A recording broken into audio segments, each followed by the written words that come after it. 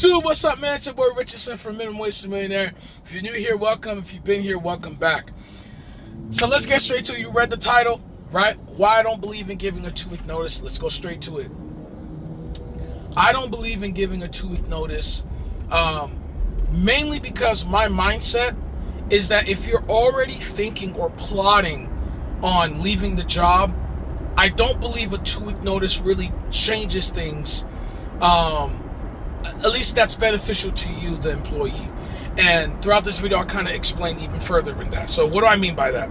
Well, to kind of expand upon it further, I want to kind of bring you to the beginning and show you guys my overall job history and experience to kind of explain to you guys and put you guys in my mind into why I came to this conclusion. So I'm obviously 28 years old. I've been working at a plethora of different jobs in my adult life, my early adult life. I've been laid off once and then called back.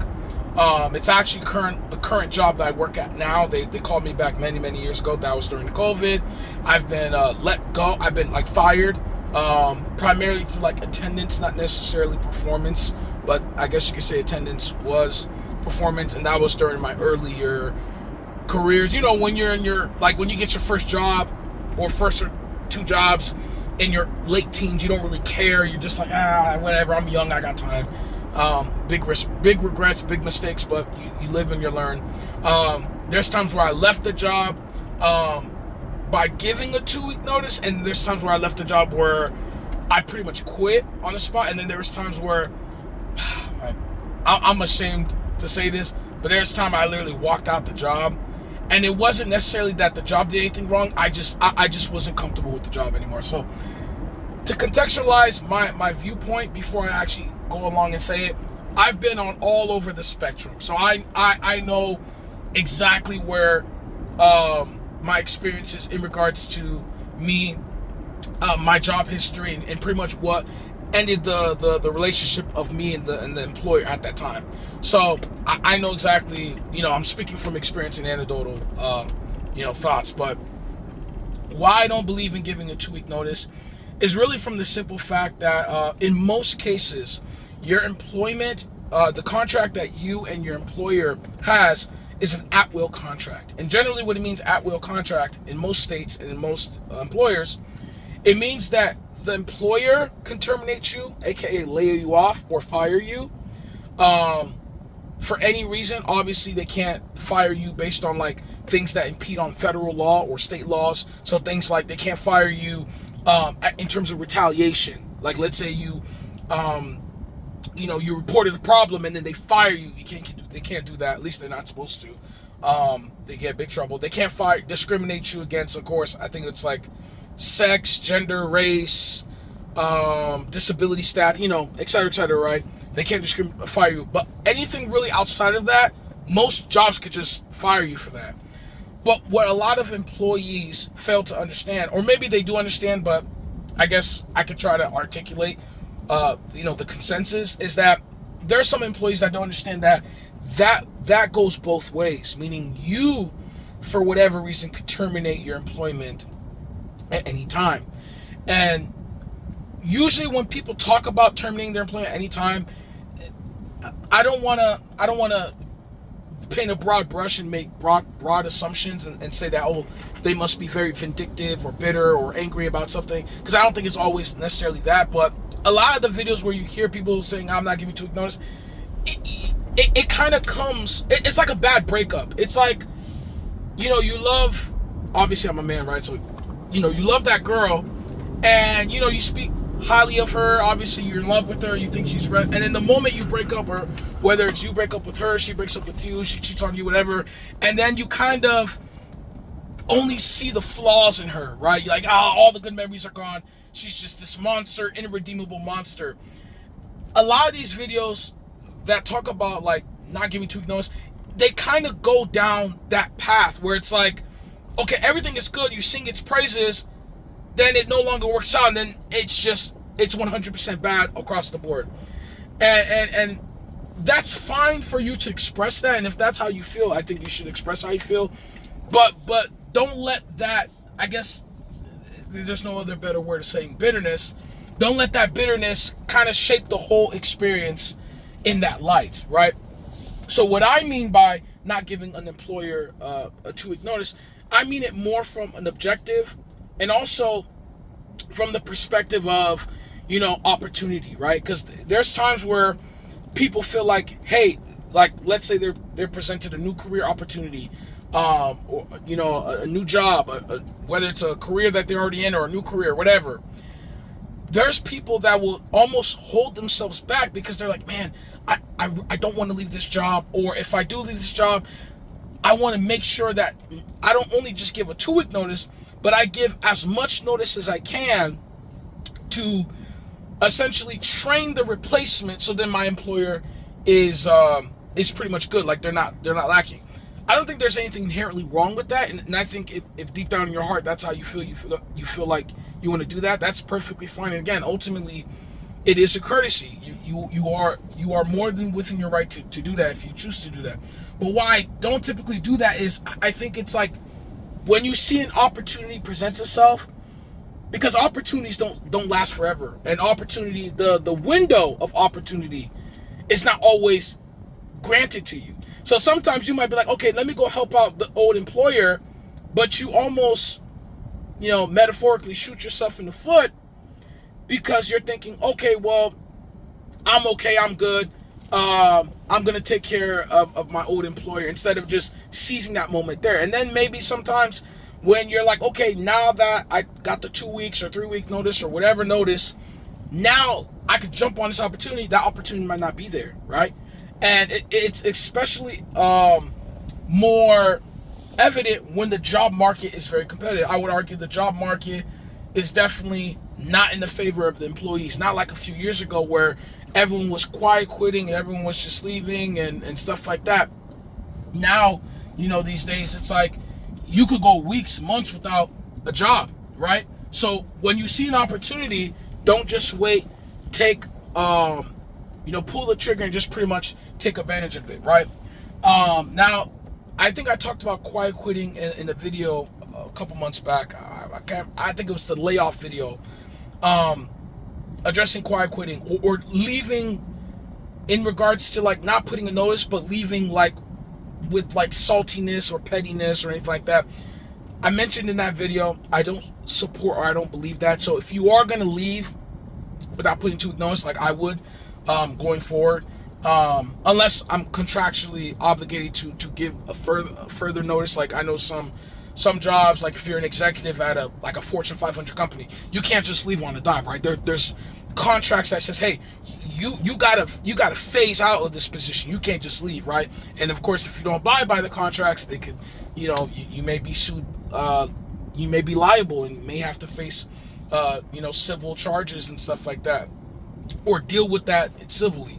So, assuming that you're not on there, what I would recommend is that, make sure it's an objective decision. Make sure that you're not doing this out of emotion or out of bitterness. Because sometimes you may make that emotion like, yeah, I find another job, forget this job. And then you'll come back and you'll think, you know what, I shouldn't have done that. But sometimes the last impression you make on somebody is all somebody is going to remember.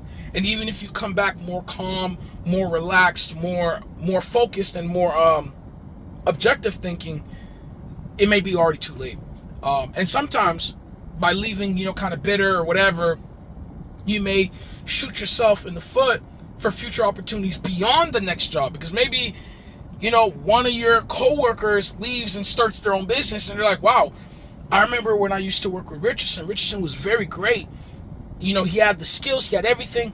I would love to bring him on, but then they're going to remember you crashing out and being petty and being bitter and leaving, things like kind of the bridge burned. They're going to be like, you know what? On second thought, I'm going to refrain from that. So what I would recommend doing, or what I would end up doing personally, is that if I am going to leave, I'm going to make sure that I obviously plan out my next hire, right? Make sure that I'm hired at the job. I do all the pre-hire screening. They accept me. I sign the job offer. Everything's set in stone. First, that's probably the first thing, right? The second thing you want to do is that you want to make the time to talk to either HR or your direct supervisor or manager about you leaving, right? I don't subscribe to just leaving. Like, again, I mentioned in one of my jobs, I just left without letting anyone know. I feel kind of bad about it, because it's like some people were genuine. Like, I was close with some of these people, and some of these people genuinely thought, oh, something happened to him, because I think in that job, I barely called off. I barely, I was late a couple times here and there. It was in my early 20s, but, I was, for the most part, very good employee. So, and they like me. I don't know if they like me only professionally, or maybe they saw me as a friend, whatever. But they, it's kind of rough when, like, one day you see your coworker and then one day they just go ghost on you, versus like, hey, let me let these people know that today will be my last day effectively. Similar to how when you're laid off, usually they make a conversation. Well, not all companies. Some companies, they literally lay you off via email, which is, I don't condone that. I think it's very cowardly. And I think if you are willing to hire somebody in person, then when you're about to lay them off, I think it only makes sense for you to do it in person. And if not, I mean, that's fine. You can do it where I don't respect that. I think it's cowardly. I think be an adult, be a man or woman, and just let them know, right? And yeah, you might get some tears, you may get some profanity. Obviously, I'm not saying anyone should sit there and take somebody cursing at them or being disrespectful, but it's like, you also gotta give them a little grace. Like, hey, I'm laying you off. I'm literally destroying your financial livelihood, right? So it's like, you gotta give them some grace on that, right? But I'm getting sidetracked. Sorry, guys. Just want to wrap this video up. So make sure that you have your plans. Make sure you figure out 10 to 15 minutes. That's all it's really gonna take. And sit there and express the gratitude you have for a job. Because I think there's very few jobs out there where it's completely objectively bad. I think every job you can learn something. Whether it's you were cool with one of the coworkers, maybe you learned experience in certain fields. Be grateful for the opportunity that you have and express that gratitude, but also let them know, hey, I got another opportunity. Obviously you don't have to divulge as much details, because it really isn't any of their business, really. But I'll let you decide how much you want to share, but just let them know, hey, I got another opportunity. It's something that I really want to do that's going to advance my career. So it pains me to just let you know that, effective today, this will be my last day at the job, right? Now, again, obviously, when you tell an employee that, they may feel some type of way. Oh, you were one of my best employees. They'll give you that spill. May get in their feelings. Maybe, depending on how close they really were to you, they may even shed some tears. I would say doubt it, because I think it's business. It is what it is. But you're telling them, they know. Maybe they may even say, oh, why aren't you giving a heads up in advance? Again, you can feel free to disclose that if you want to. You can say, oh, well, I wasn't too sure, or I didn't want to know until everything was set in stone. Whatever you want to do. Again, the less you share, the better. But if you want to share more, you can. And just be honest, be transparent, and show them that great graciousness. And again, even if you weren't on good terms with them, or even if the reason why you decided to leave was because you wasn't feeling some type of way, make sure that the last impression that they have of you is of a man or a woman who has respect, who has some dignity, right? Don't leave. Don't do the crash out. I'm gonna, you see the videos where people quit McDonald's and they're throwing everything on the ground. Don't leave that way. Don't do that. Like, have some decorum, have some respect for yourself, really for yourself, not for the business, for yourself, and extend that respect. Even if you feel like you haven't received it from people, extend that. Show them that you are better. And I know that sounds cliche and a bit corny, but I just think that's the way you handle situations. And as I get older and hopefully more wiser, I realize that in the end, that's what really matters more than just, I guess, getting the last laugh or getting the last hit in, So that's it. Thank you guys very much for listening to me ramble for 15 minutes. Thank you guys. Enjoy the rest of your weekend. May the Lord be with all of you guys today. It's Richardson from Minimum Wage to Millionaire. Have a nice one.